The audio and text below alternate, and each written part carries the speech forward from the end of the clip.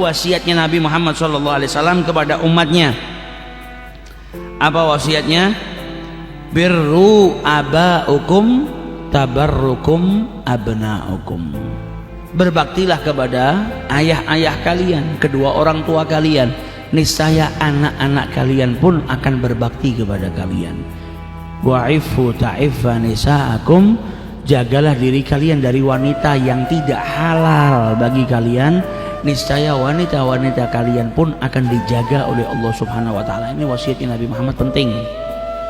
Karena sebagaimana dijelaskan kama tadinu tudan, apa yang kau perbuat akan kembali kepada dirimu. Engkau bakti sama orang tua, anak-anakmu bakti. Engkau durhaka kepada kedua orang tuamu, anak-anakmu kelak juga akan durhaka kepada dirimu.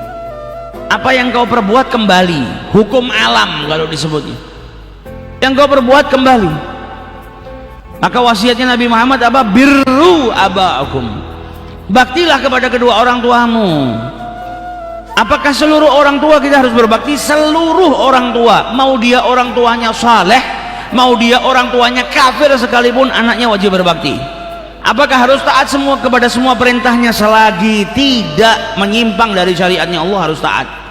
Andai kata menyimpang daripada syariatnya Allah, dia tidak wajib mengikutinya, tapi bukan berarti menjadikannya diperbolehkan untuk durhaka. Tetap harus hormat, harus taat sama orang tuanya, harus bakti sama orang tua.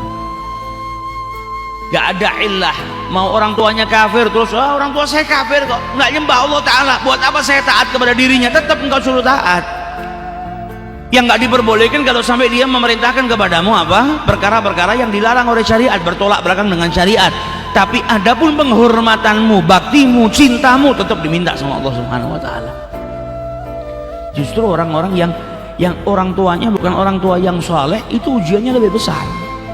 Termasuk daripada ketaatan seorang anak kepada kedua orang tuanya apa? Berharap orang tuanya masuk surga.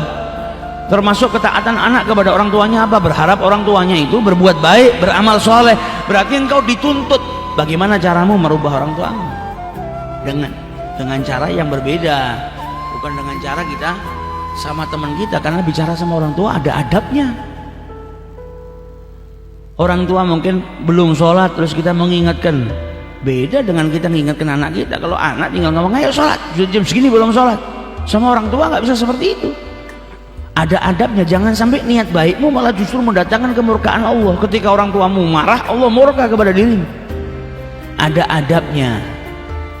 Seorang anak yang masih punya orang tua ahli maksiyah, sering bermaksiat, belum berubah, maka bagaimana caranya taat kepada kedua orang tua supaya orang tuanya berubah? Tunjukkan akhlakul karimah, berakhlak yang baik, beradab yang baik, maka akan merubah orang tua kita.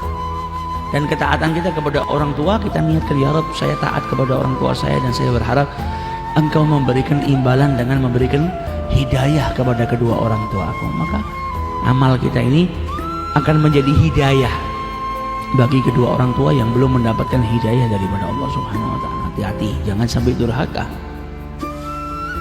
Karena apa? Semua nanti dikembalikan sama Allah. Yang pernah mukul orang tuanya nanti akan dipukul sama anaknya.